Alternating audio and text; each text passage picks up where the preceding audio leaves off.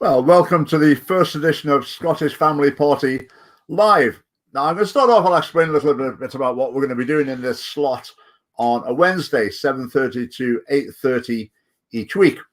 And the idea is there's often stories during the week, things we could pick up on. We might do a quick tweet or a quick Facebook post.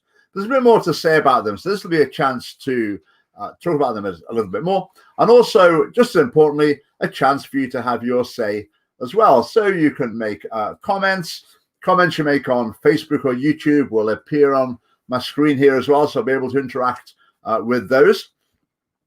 The other thing we're going to do in the future from next week onwards, this will be like a phone in, but it'll be better than a phone in because you won't just phone in, you'll be able to actually appear on screen and join in the chat that way. So it'll be like a video phone in. We thought we'd just try and have a basic version this week first, but from next week, that's what's going to be available as well. So we'll look at all sorts of issues through the week. Normally it will be myself and someone else from the Scottish Family Party. So there'll be two of us sort of presenting, and then other people will pop up and join in the chat as well. Now, this week, all being well, we have our chairman, Neil Linden, joining us as well, live from near to Dunfermline. I'm here. So, welcome, Neil. Good to be here. I don't know how long it's going to last because I'm having trouble with my PC, which keeps freezing. So if I disappear, it's not because I don't necessarily have something to say. Yeah, we've been having a few technical problems with Neil's internet connection, but we'll see how it goes. The other thing we'll do in the future as well, we won't just pick the topics. If you want to suggest topics or bring things up as well, then there'll be the opportunity to do that. So, first thing from the news. This is something from today I found quite interesting. Catholic Church calls out SNP's vicious hostility towards pro-life Christians. Now, you might have heard me a few times say it's a bit frustrating that churches don't speak very clearly, even the Catholic Church sometimes, but wow, they've certainly found their voice here. Let me read a couple of quotes.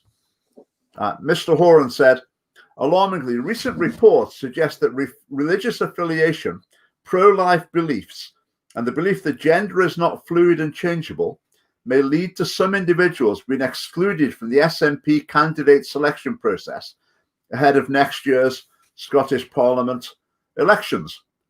Now, surely that's not news, is it? I mean, was anyone imagining that people would be getting through the process, expressing these views? The people who get through the process and get elected who do believe these things, I think normally the reason they've got through is because they didn't say so during the selection process. And they've never said so online either. If you said anything in advance, you're probably done for.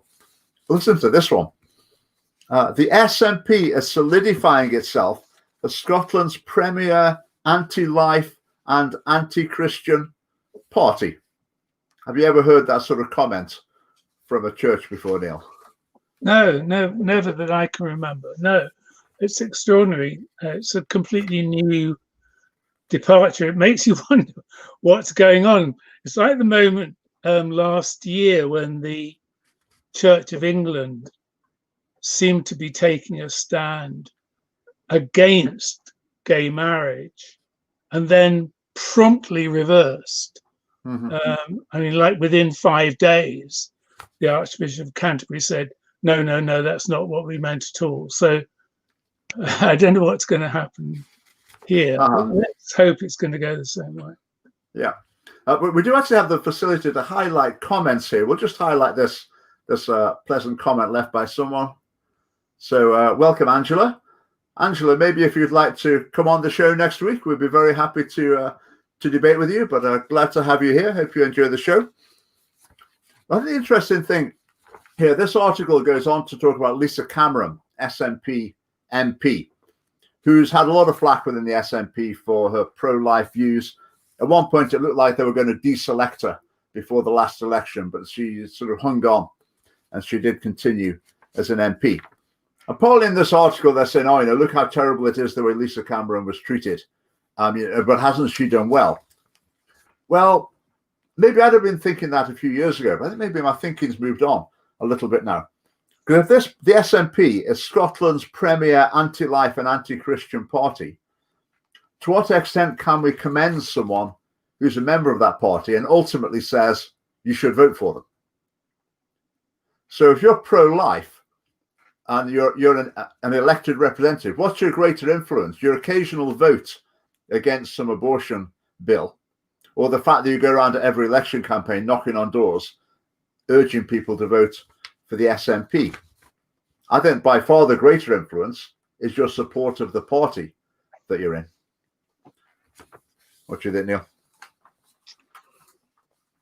Well, it's very hard to imagine anybody being in a position to break ranks with the SNP over these kinds of issues. The hold that they seem to exert seems to be more and more rigid, more and more iron. And there have been instances, haven't there, of people who've ducked out of the party over these kinds of issues, but it's extremely rare to hear anybody actually taking a position of opposition. Yeah, I think the big picture is to get yourself into a position to be elected for a mainstream party. You hear people saying, I'm thinking of being a candidate in a few years' time, so I'm making sure I don't say anything on social media. I don't express my views. I keep them secret. And people do that. They keep their views basically secret for maybe 5 or 10 years before they know they're going to apply to be a candidate. And then you go through the process and you sort of keep your views a bit secret through the process. Then you might get yourself elected. I mean, how likely is it that someone having gone through that process of, well, frankly, compromise is then going to become a bold campaigner for that issue once they're elected?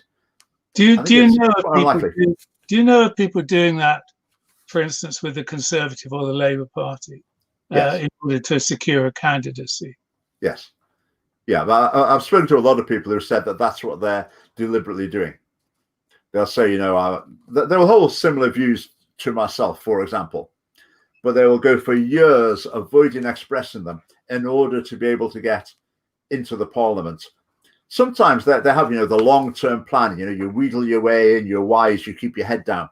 But then once you're in, you've got the influence.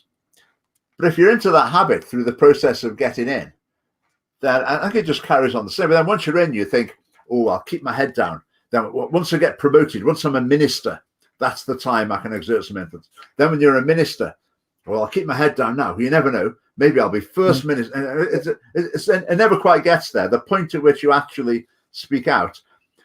I mean, Tim Farron's the classic case where he went through that process, keeping his views secret, got to the top of the Lib Dems, eventually, against his will, was put on the rack and made to admit his actual views, and they ditched him promptly. Yes. Almost overnight. Yeah. But just look at the comments from Charles Eck. Can anyone in the SNP change the policy by staying in? No. Quite agree. The uncanny X-Man. Churches are not even pro-life and pro-family, let alone. I think that's true. I think a lot of churches would struggle to articulate clear values on those. Right, our friend Angela here.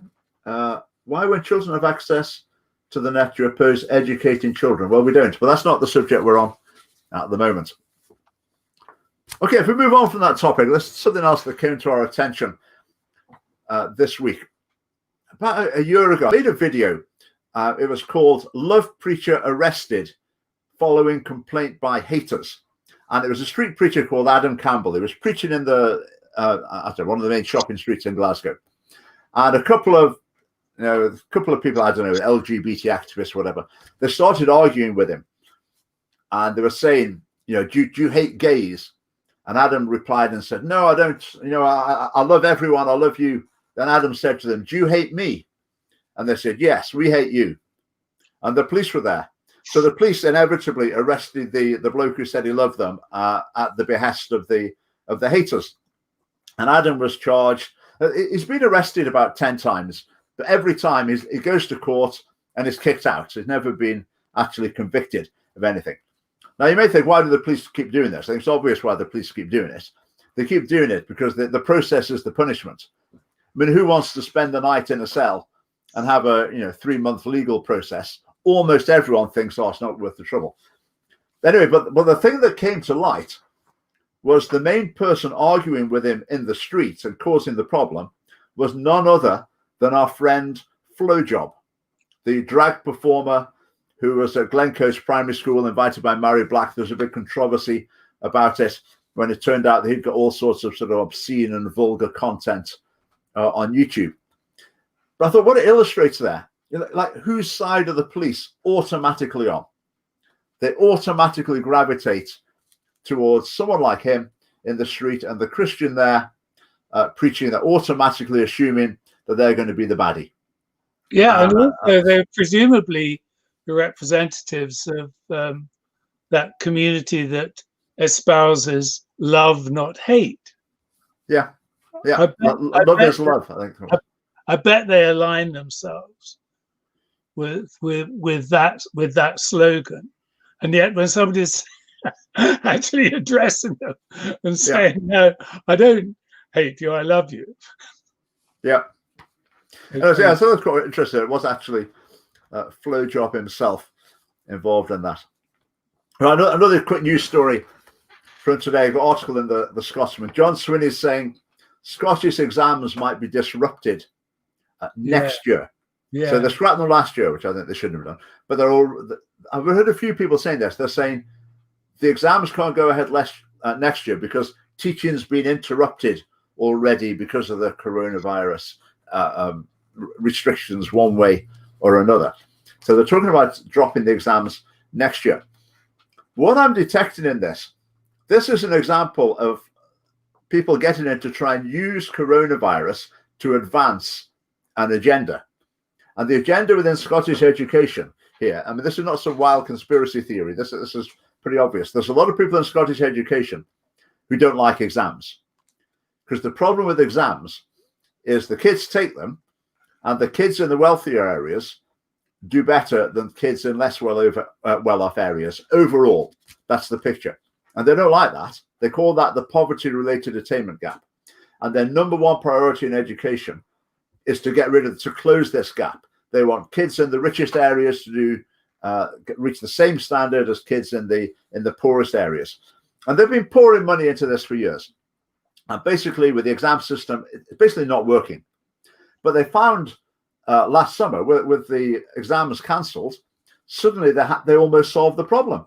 Just let the teachers make the grades up, and the problem's almost gone. So there's people now who are saying, well, we think exams are discriminatory. Yeah. Exams are discriminatory.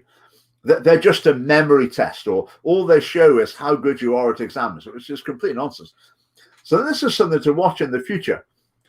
There's going to be a push, I think, in Scotland towards dropping exams completely and just let the nice teachers make up nice grades for their nice pupils.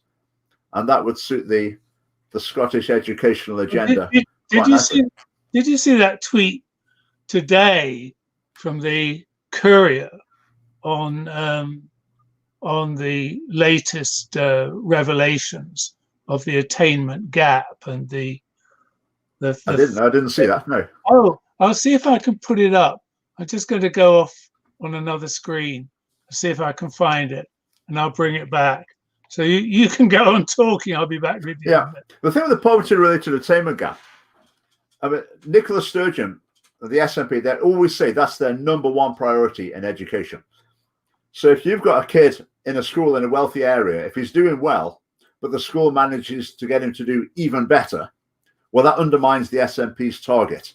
They would actually prefer if he could just not do quite as well. And then schools that are in poorer areas, they've been pouring money into them. Often the money is spent on things that, well, they're probably nice things, but they're not actually going to close the attainment gap. I mean, the craziest one I saw, it was reported in the General Teaching Council for Scotland magazine that some of this attainment gap funding had gone to buying the kids teddies. And they really thought buying each kid a teddy was going to make them better at maths and English. Okay. Okay, fire away.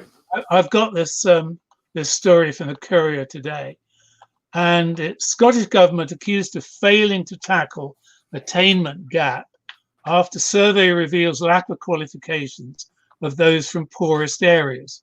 Subhead: almost 3 in 10 adults in Scotland's most deprived areas have no qualifications, the Scottish Household Survey has revealed.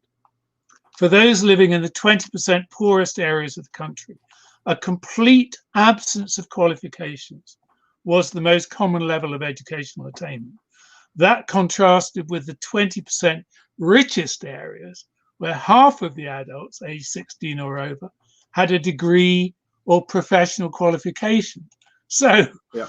if they can erase examinations and they can have the teachers marking as the standard, they can eliminate that gap. Yeah, yeah, absolutely. And this is done by zones as well. So if you live in the mansion in the middle of the housing estate somewhere, then your results go towards the deprived area results. If you're living in a tiny flat in some wealthier area, then your results are on the other side. I mean, the whole thing is so illogical. So instead of having the simple objective, what do you want from schools? You want them to get the highest standards possible. We don't care where they are. Aim for excellence, do as well as you can. I mean, maybe, the schools in more difficult areas, maybe give them a bit of extra help. That's fine. But don't make the whole aim of your education policy to do this. It should just be trying to get everything moving upwards. So that's one to watch. You heard it here first. Watch the moves towards doing away with exams completely. They've already done it. I'd just like to say something personal on this, which is, I went to a comprehensive school in Dorset in the 1960s, which was a very unusual school because it was the first rural comprehensive, I think, in England. All the previous comprehensives have been in cities, but this was in a 300 square mile area of Dorset countryside. And it attracted a lot of very interesting teachers because it was an experiment. And the general ambition of those teachers, many of whom were servicemen from the Second World War, ex-servicemen, and they had the ideal of comprehensivization in education.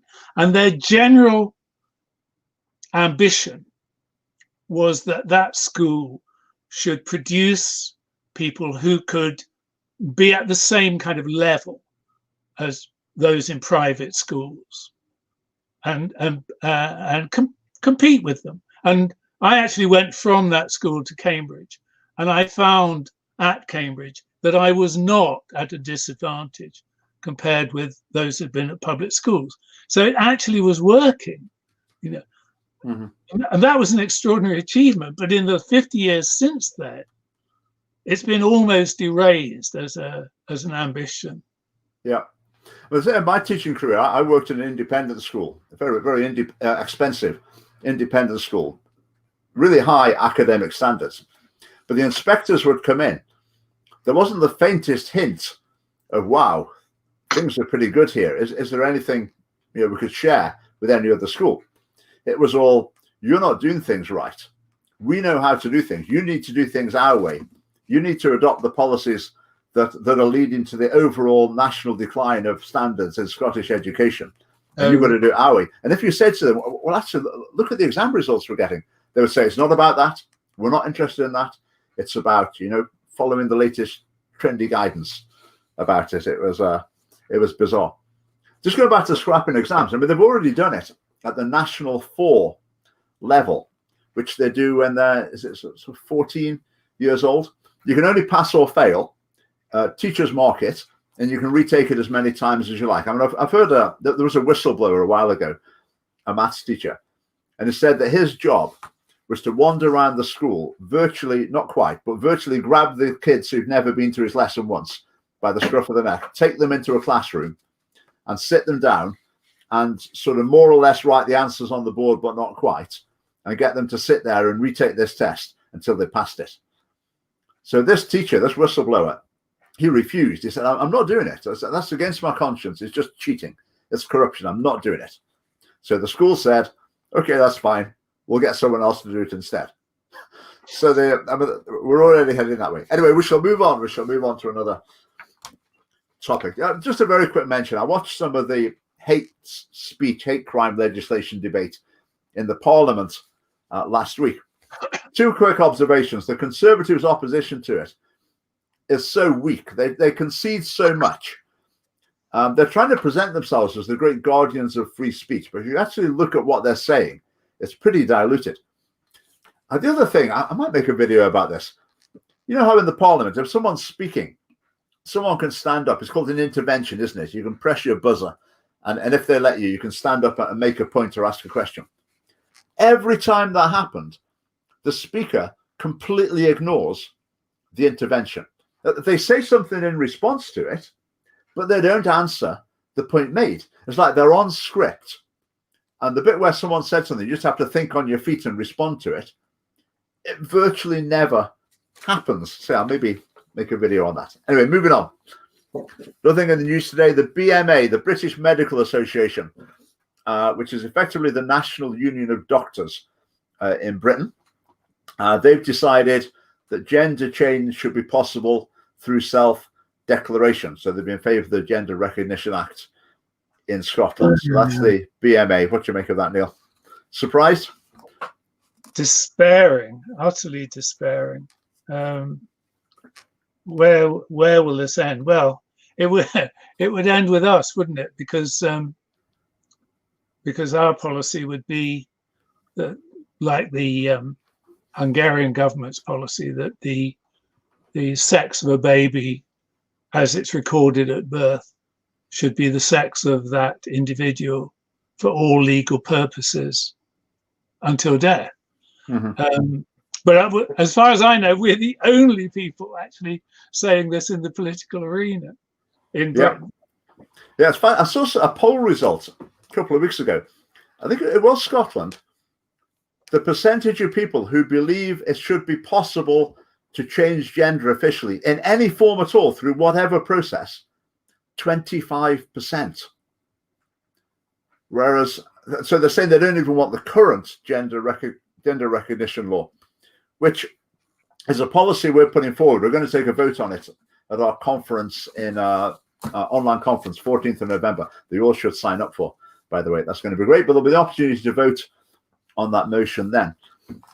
I think it's interesting with the gender recognition thing. I mean, J.K. Rowling's position, and she's getting a lot of publicity, a lot of flack for it as well. She's basically saying you can't change sex. You wear what you like or whatever, sexuality, whatever, but you can't actually change sex. So the law shouldn't be recognizing that. And people have started saying that. I find it strange that there's been this opposition to the new Gender Recognition Act, but the existing one has already conceded that principle that people can change sex officially. So it seems strange to me that I don't remember there being any fuss about that one. And now this one, which is not a step change, it's just a change in the process. There's a lot of opposition. So I think our policy, as Neil was saying, should be to go back to saying there isn't any legal change in sex. So from then on, any organization who wants to ask someone for their sex or wants it on a document or whatever can ask for that, and that's perfectly straightforward. If they also want to ask what gender identity people are that day or whatever, then that's fine as well. But the actual official sex can't be changed. So I say we'll vote on that at the conference, but that's the policy that we're promoting. That 25% that you were talking about, mm-hmm.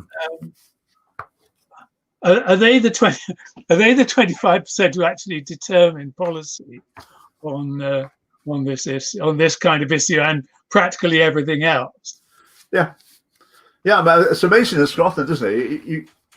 You can hold views that you're sure the majority of the population must hold, but in any public forum, you're made to feel as though you're the lunatic fringe, and yet only 25 believe there should be any sort of gender recognition in the law. But if anyone stood up and said that in the Scottish Parliament, I mean, there would be meltdown. If anyone spoke for the 75%. Well, actually, I think that 25% generally has been in control, for the last like 30 or 40 years. Yeah. I mean, you see the same kinds of figures, for instance, on the monarchy. Mm-hmm. The proportion of the population that is opposed to the monarchy is fractional. I mean, it's like 20, 25%. Mm-hmm. The majority in favor of the monarchy has run consistently over the last like 30 years at 75, 80%. And yet the overall conduct of discussion, tends towards the anti-monarchy. Mm-hmm. It's dominated by that group, and I think we see the same kinds of dominance over and over again from a fractional minority. Yeah. I blame the journalists myself. Well, seeing as I'm not allowed to be a journalist anymore, that rain off a duck's back. Thank you very much. Okay, moving on, another story. David Hume Tower at Edinburgh University is going to be renamed, and it's going to have now the very meaningful name, something like Number 40 George Street or something. So David Hume, the Scottish philosopher, hugely important philosopher in the history of Western thought. 1,700 students signed a petition saying they wanted his name to go because of racist comments he made, and it's gone. So what do you make of that, Neil? I love this kind of thing. It's so absurd. It reminds me very much of Lenin after the Bolshevik Revolution instituting a policy, and I'm not sure I'm going to get this exactly right, but it was something like memorial propaganda. So, statues of the old regime were to be torn down, and there were to be lots and lots of new statues erected that would inspire people to support the new regime. And the first of them that they put up was in memory of, what's the name of that French revolutionary who murdered everybody? Oh Lord, I can't exactly bring it to mind. Anyway, they labored and labored. Oh, it was very difficult to get the right materials because no materials were available. So it was made out of cheap concrete, and there were water pipes running through it, and so it fell down like 2 days. Robespierre. That's sorry. Yes. So they take down a statue of the Tsar and put up a statue to Robespierre, and it's made of such rubbish it falls down like 2 days after. Yeah. I mean, that's the territory we're in now. They've cancelled the Scottish Renaissance. Yeah. I think with some of these, you can find racist comments from. What words is racist comments from virtually any thinkers from quite a number of centuries in the past. But if you look at things from their point of view, okay, they're exploring parts of the world for the first time. So you land your ship somewhere and you find a civilization, a culture that's far less technologically advanced than the one that you've come from. And you also note they're a different race. Now, you've got to make an interpretation of that. Now, what these people did, they made the wrong interpretation. Their interpretation was, oh, look, this must be what people of this race are capable of. Our race must be, a bit better because we've managed to achieve this. Okay, that was the wrong conclusion. But on the other hand, in the light of their experience, they hadn't built up the knowledge at that stage to know that that was wrong. So you can sort of understand how people might have come to that sort of conclusion. But with the social justice warrior mentality, just a word out of line and you're gone. I've got a solution to this problem, though. I know how to get the David Hume Tower reinstated. I'm going to write to a newspaper.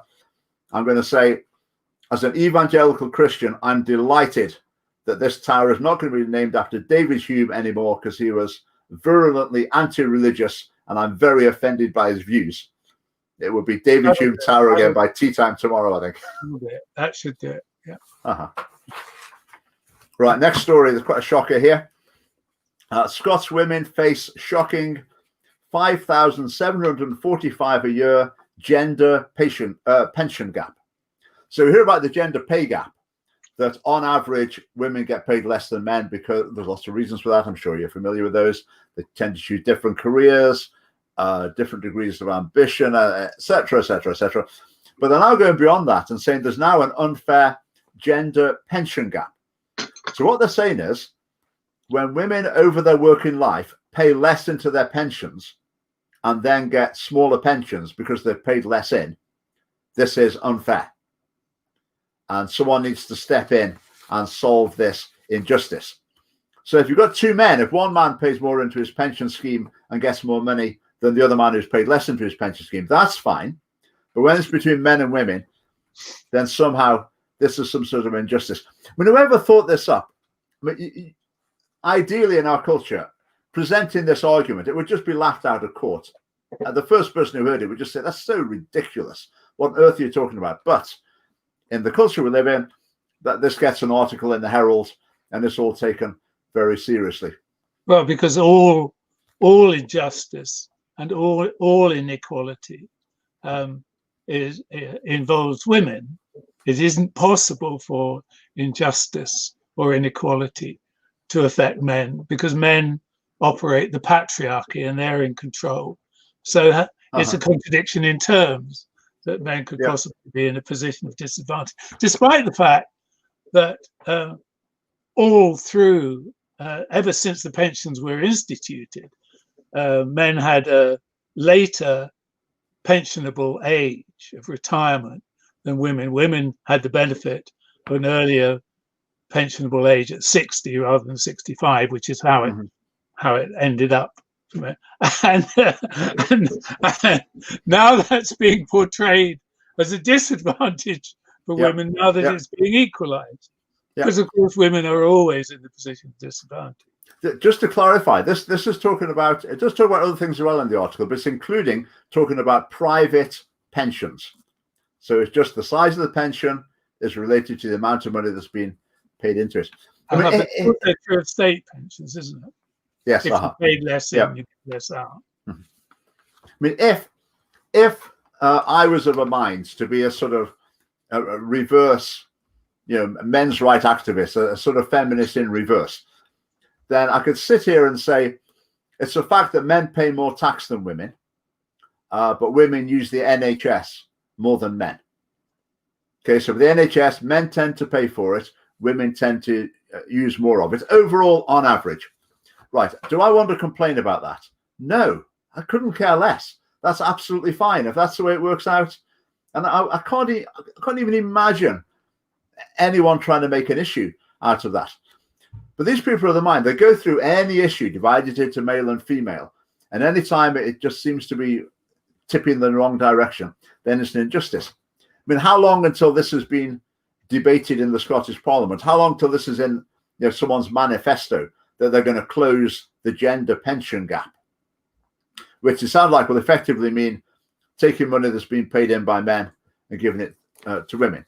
I assume that will mean men on very low incomes with very small pensions as well. But anyway, par for the course. That was that story. Right, this is a good one. The Scottish Government's programme of government for 2020 to 2021. So the big document laying out their priorities and their plans. These are their 6 public health priorities. Are you ready? This is produced by the experts and the people running the country. We live in vibrant, healthy, and safe places and communities. We flourish in our early years. We have good mental well-being. We reduce the use and the harm from alcohol, tobacco, and other drugs. We have a sustainable, inclusive economy with equality of outcome for all. We eat well, have healthy weight, and are physically active. We put our chairs under the table at the end of the day. I mean, which country is this describing?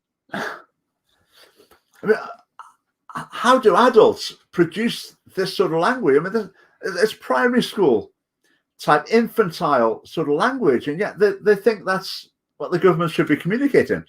I think this idea of we, in other words, this is not the government, this is us all in it together. We the people of Scotland, and we the government, we're sort of the same thing, and we speak for them. And these are the things we're trying to do. And are we speaking here of the country that has the worst murder rate in Europe, short of Belarus, the worst drug problem in Europe, one of the highest incidences of mental illness, one of the highest incidences of marital breakdown? Are we talking about the same country?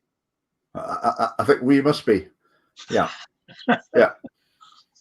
I mean, it's bizarre. I mean, another one in here. We have a sustainable, inclusive economy. These are health priorities, by the way, public health priorities. A sustainable, inclusive economy with equality of outcome for all. So an economy with equality of outcome for all. Does that mean everyone gets paid the same? I guess sounds like it. Yes. Well, if everybody's out of work and getting basic pay from the government, I suppose it will all be the same. So this gets read out in the Scottish Parliament by the SNP. Then the Conservatives have a chance to come back on it. I mean, do you think anyone in the debate would say equality of outcome for all? Hang on, is this communism? I mean, what are you meaning here? I mean, are they meaning between groups? There's going to be equality of outcome, equality of income, effectively. This is talking about the economy between different groups. So every race, every gender, every who knows sexuality, who knows what else, they're all going to have equal levels of income. Is that what the SNP is saying? I mean, these are open goals for anyone in the Parliament to say, what on earth are you talking about here? Which never happens. Never happens. It just floats on by, unperturbed by any opposition. But equality of outcome for all. I mean, maybe they are talking about health outcomes, but it's like with schools. They don't want to make the population healthier.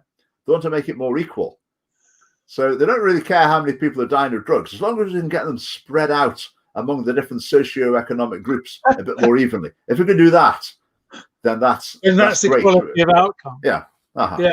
We've and done the well. reality of equality of outcome has been exposed and revealed so obviously and incontestably. It's extraordinary that it could continue to be stated as an ambition. Equality of opportunity, obviously, everybody's in favor of. Equality of outcome is simply unattainable. Yeah. But that's a really basic distinction on the political spectrum, isn't it? But in the Scottish Parliament, they just swallow it whole. That's why you can get I'm not sure what the body's called, the body that registers doctors in any case in Scotland, and a GTCS, General Teaching Council of Scotland as well. In order to be a teacher or to be a doctor in Scotland, you have to adhere to the principles of social justice. But if you look at the explanation, it includes this like equality of outcome idea. So because there's no opposition in the Parliament, it enables the governments to act on the assumption that, well, this is what everyone thinks. So this is what everyone thinks, then, why not? We could just tell them to teach it in schools. We can make it a condition on being a teacher, a doctor, a social worker, who knows what else. Right, moving on. United Nations Convention on the Rights of the Child. The wheels are turning to incorporate this into Scots law. Now, the Scottish government's obsessed with human rights. In education, especially. I mean, the Human Rights Charter, it's like their sacred text. If you want any moral guidance, that's where you have to go back to, even though it's completely inadequate for that purpose, because it doesn't cover, it only covers a tiny range of moral issues. And most of those are about what people should do for you rather than what you should do for other people. What difference would it make incorporating this into law? Well, a big difference it makes is it makes Scotland accountable to the United Nations in this area. So Scotland will have to make a report to the United Nations about how it's doing implementing the rights. And the United Nations interprets them in all sorts of ways. So effectively, Scotland will be handing over power to the United Nations. It's a bit like EU membership. You're saying we're not going to decide this by putting things in our manifesto and asking the electorate. What we're going to do is we're going to do things. We're going to do what the UN tells us. Then we're going to ask them if we've done it right. And if they say we haven't, we'll do what they tell us to do next. So, for example, the smacking ban. The UN says you have to have a smacking ban. Countries that don't do it, that they're defying the UN Convention of the Rights of the Child Committee, or whatever it's called. So in the Scottish government, they're never happier than when they're being told what to do by an international agency. And this is another opportunity. It's a form of ratification, isn't it? Yeah, yeah. I mean, we have a higher authority that we're listening to. Yeah. And we're conducting ourselves in their terms. I think it suits people who haven't really worked out their own set of values. If someone could give you one ready-made on a plate, and it seems very virtuous, you know, the United Nations, what do? Oh, they have blue helmets and the peacekeepers, and they give out food and whatever. But in actual fact, the UN's very much got its own political agenda that is pushing through these measures. Right, let's read a bit more. What the bill aims to do is to incorporate the UNCRC into the law in Scotland. This would mean children's rights are legally protected. Now, if you think about it at the moment, what children's rights are being infringed? And we need a new law to stop it. I mean, are children being tortured? And the police just say, oh, well, we can't see anything wrong with that. I mean, are children being sent away to fight an armed conflict under the age of 15? Is there the death penalty or whatever? I mean, the things that are covered and nothing remotely to do with the daily lives of children in Scotland. Children, young people and their representatives could use the courts in Scotland to enforce their rights. Children using the courts to enforce their rights. Now, of course, the thing about rights is they're very vague and open-ended. So there'll be some ridiculous cases. Even if there's not ridiculous cases, it tends to communicate to kids, you've got your rights. Don't let anyone tell you what to do. The bill seeks to make sure children's rights are part of everyday life in Scotland. How does that sound? Do you fancy in your family home? Every day your children are thinking about, I know my rights as a child. Is that going to create harmonious atmosphere within the family home? I suggest not. Oddly enough, just before I came to join you, my older daughter found The Simpsons on television, and we hadn't looked at it for a very long time, and we had a quick 10 minutes with it. And of course, Lisa Simpson, you know, would make hay with the children, with children's rights like these. She'd have her parents backed up against the wall, waving the UN document in their faces and marching them down to the local nick. Yeah. Well, there's already the bizarre situation in schools where teachers take a class and say to the kids, you need to know your rights. You've got the right to be listened to. You've got the right to have your opinion taken into account. So basically undermining their own authority. So making the kids, if someone says to them, no, you just need to go and do that. I'm not going to talk about it. You just need to go and do it. The kids think, what? You can't do that. You've not heard of children's rights. So you've got schools, teachers basically undermining their own authority in one lesson. And then later they'll be complaining that it's, you know, there's discipline problems in the school. It's not too hard to put two and two together. Anyway, listen to a couple of rights. Imagine children using the courts to enforce these. People are saying the hate speech legislation is not very clear. It's crystal clear compared to this.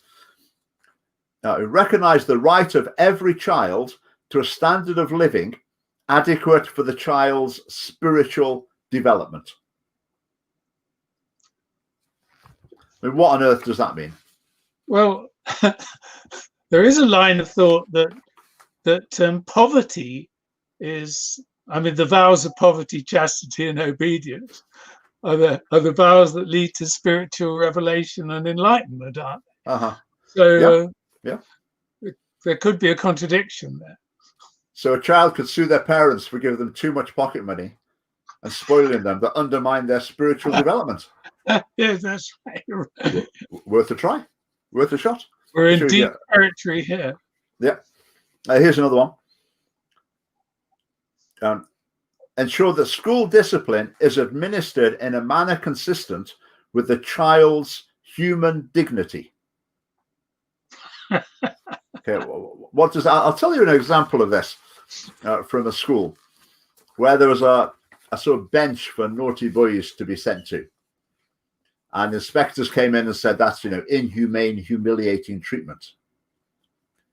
I mean, consistent with the child's human dignity. We're going to say, what on earth does it mean? And you can imagine the effect it will have on a lot of adults. A lot of parents will just be, we just better back off. We just better play safe, because who knows how this could be interpreted. Absolutely, absolutely. If a complaint's made. No, I mean, it's a very serious matter. I mean, my wife is a teacher, and one of her most constant anxieties is over the issue of how you can persuade kids in school to keep order and to do what they're asked to do what they're told to do, when you have absolutely no means to compel them to at all. Yeah. And they know it. They know that they can't be required by authority at all to do anything they don't want to do. Sorry, go on. No, sorry. That's as far as I want to take that. Yeah, well, I think what's happening in schools is each generation of teachers, their expectations of basically sort of obedience and good behavior, their expectations go down. So while the standards of behavior go down and down and down, the level of expectation of each new generation of teachers goes down and down and down and down. So it sort of doesn't get highlighted. The other thing as well, if you're teaching in a school and you stand up in the staff meeting and say, look, the behavior's appalling. I mean, the behavior in my classes is just dreadful. I can't get any teaching done. You know what happens, don't you? You get Mr. Ambitious sitting along the row, stands up and says, oh, no problem in my lessons. I think the pupils are lovely. Well, I just treat them with respect, and it's all just great. I'll give you some tips if you like. And then the head teacher's there. I mean, who does the head teacher respond positively to? The one who's saying his school's rubbish, or the one who's saying his school's good? And ultimately, when it comes to inspection time, you've got to put a brave face on it, on everything. So all of the pressure, all of the self-interest is towards covering it up and pretending it's actually okay. And as I say, expectation goes down and down. And it's a major problem. There are schools in Scotland now that have a police officer permanently stationed in them, which I think is just appalling. Things have fallen to bits if you need that. A couple of stories, actually, I've heard recently. I heard a story in a high school where there are two pupils who didn't get on with each other. One was a bit horrible to one. Anyway, the one who was a bit horrible, allegedly, decided to change gender. And the one who said they'd been bullied by this other one basically refused to call them by their new name. They said, you've been horrible to me for years, so don't think I'm suddenly going to, you're going to snap your fingers and I'm going to go along with what you said. So what comes next in the story? Go on, comments. What happened next? What did the school do?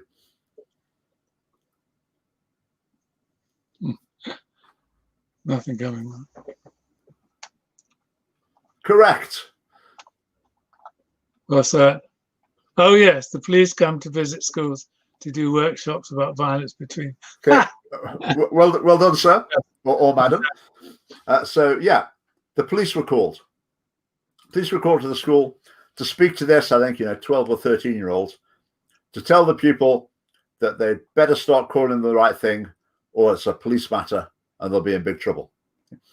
And I saw another story recently, a boy, misbehaving, doing something wrong at school to another pupil. I won't say what it was quite distinctive. But it's the sort of thing that a naughty boy is going to do from time to time. And the school should be able to put the foot down, stamp on it, give him a hard time, and make him learn his lesson. But no, to the police involved. So the schools, partly they're trying to claim everything's okay, but partly also realizing that they haven't got the tools in the toolbox to deal with these things, are passing more and more things on to police, to social work. And the other assumption is, if a kid's behaving badly, whose fault's that? Well, they think kids are angels. So whose fault is it? It must be the parents. We better go and check these parents out, because maybe they're not quite doing things right. And that's why, that's why someone prodded someone with a ruler in the changing room or whatever. And that's the direction of travel. Well, I'll cover one more thing very quickly, then we'll have a chat about the domestic abuse charities. Right, there's something in Scotland called the Vulnerable Persons Database.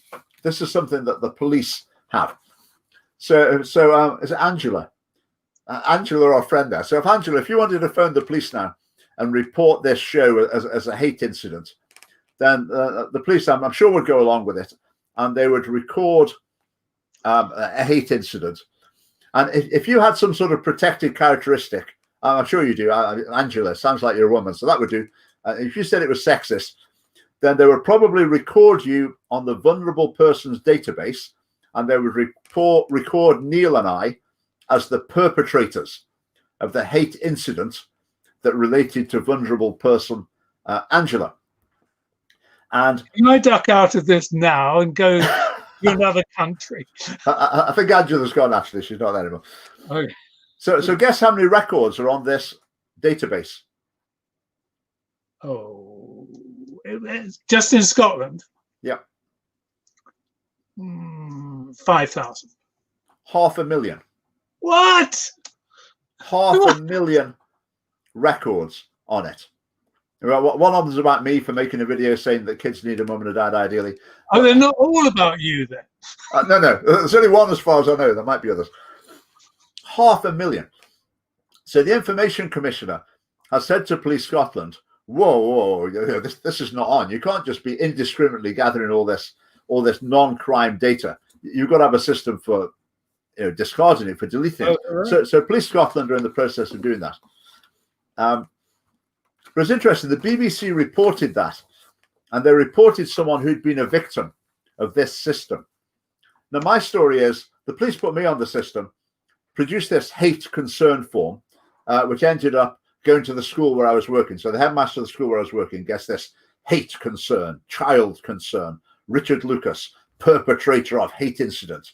Okay, so I've got a pretty strong case to be complaining here about that. But I went to the Information Commissioner. Now, they weren't interested in that. They said, no, it's fine in my case. So the BBC have got someone who is a victim of it. And it's John Naples Campbell, who I thought I recognised that name. I know him. Who's he? He's the General Teaching Council for Scotland's LGBT consultant, is the LGBT campaigner in Scotland. And his complaint is that he reported a hate incident and they put him on the Vulnerable Persons Database because of the hate incident is reported. And his complaint was, I don't see myself as a vulnerable person, so I don't want putting on that database.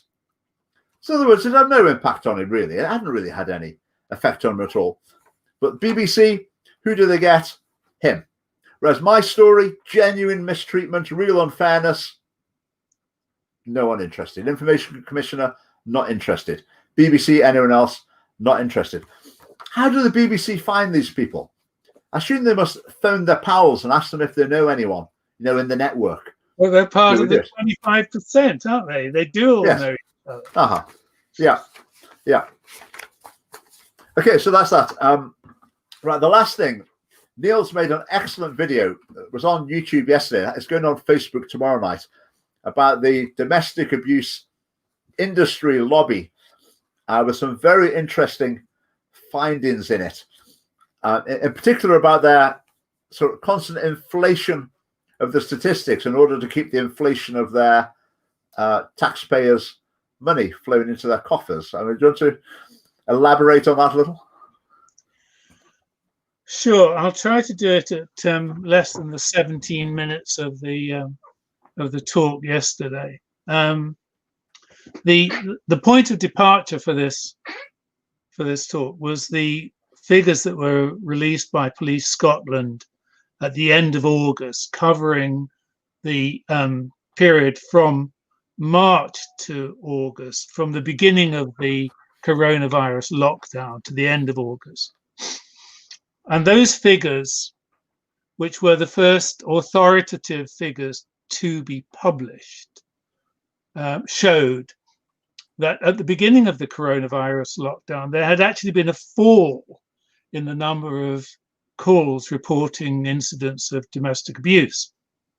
And then the figures rose slightly during the following period. But actually, interestingly, Police Scotland said that a lot of that rise was attributed to arguments about custody and access during the lockdown. And though there was a slight increase, it didn't result in an increase in recorded crimes.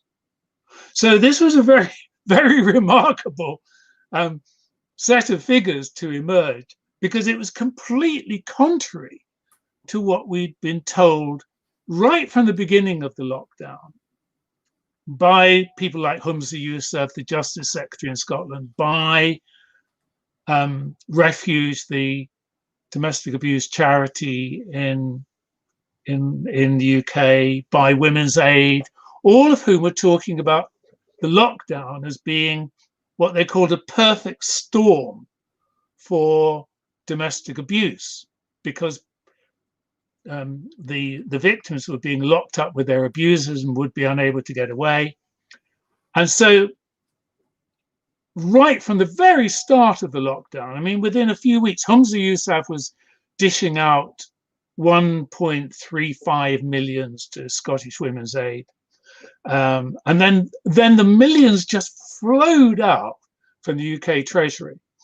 So that by the end of May, 100 million of extra money had gone to domestic violence agencies on the basis of this premise, this supposition that because people were living together full-time 24/7, there was much more trouble between them, much more domestic abuse, which turns out to be wholly untrue, according to the Police Scotland figures.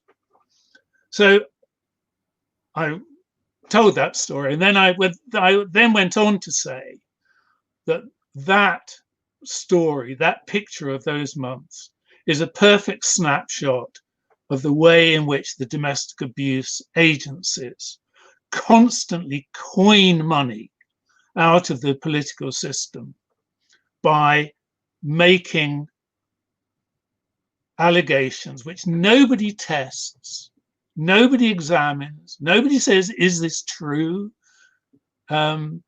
Everybody is enthralled to the idea that women are subjected to violence by men because it's an expression of the patriarchy, it's how men are, it's gendered violence. You see in Hollywood, one MSP after another standing up and apologizing for men because of gendered violence. And all the domestic violence agencies have to do is to stick their hand out and say, we need more money for this ever-rising problem, and they get more money. And what do they do with it? That was what I went on to examine in this talk, because it's very extraordinary to find out, if you look into the accounts of the domestic violence agencies, that routinely more than 60, getting on for 2/3 of the money that they take in, they pay to themselves. You would think if you're giving money to Scottish Women's Aid or Refuge, that you're giving money for the creation of sanctuaries for women especially, but victims of domestic violence who need to get away from their abusers. But actually, according to the figures produced by William Collins, who's done an extremely authoritative investigation into this, the amounts actually spent by the domestic violence agencies like Women's Aid and Refuge can be, on refuges, can be as little as 11% of their revenues. So, and then finally, sorry, this has turned out to be almost 17 minutes, but just finally, I went on to say that in fact, there has been quite a lot of very encouraging news about domestic abuse in the last few years, which simply hasn't been reported, such as the fact that in the year 2017-18, the number of women murdered by the men that they live with was 63, which is the lowest figure for 40 years. And it's approximately half of the 2 a week, which we're routinely told women are murdered by the men they live with. Why weren't we told this? Why wasn't that celebrated? Why wasn't it an important point for us to learn? And the same actually is true of recorded incidents of domestic abuse in Scotland, because on the very day that the Domestic Abuse Act was introduced, in the most recent act in the Scottish Parliament, figures were published which showed that recorded acts of domestic abuse had fallen by 7%, and it was the 4th consecutive year in which the figures had fallen. Why don't we hear about it? Okay, that's my spiel. That's a preview. It's a preview. So you could go and watch the whole video. Neil's got some more fascinating insights onto that. Just to wrap up, the last domestic abuse bill, which I think extended the definition of domestic abuse a bit too widely. Anyway, when I saw the vote on it, the vote was 128 for and 1 against. Oh, yeah. I thought, wow, it's a miracle. There's an MSP with some sense here. They can see that this isn't actually a good idea. I thought I'd better do a bit of research. So I did a spot of research and found out that one of the MSPs pressed the wrong button by mistake. Yeah. So it was actually 129. No. But just got one comment to highlight here. Would you consider lowering the price of meal deals and enforcing a widespread ban on the consumption of prawn, tuna, and egg sandwiches on public transport in Scotland? And it's not something we're considering at the moment, but if you want to move that forward, I suggest you get some data suggesting that men and women do it at different rates or whatever, and then they could go to one of the mainstream parties and then they'll be able to see what they can do. Right, that's it for this week. Next week will be improved again, because there'll be a chance to pop up on screen for a few lucky individuals, and we'll have lots of... It must be Angela. We have to see Angela. Yes, Angela. Yes, we're looking forward to seeing you next week. Right, thanks for watching, everyone. Thank you. Good night. Good night.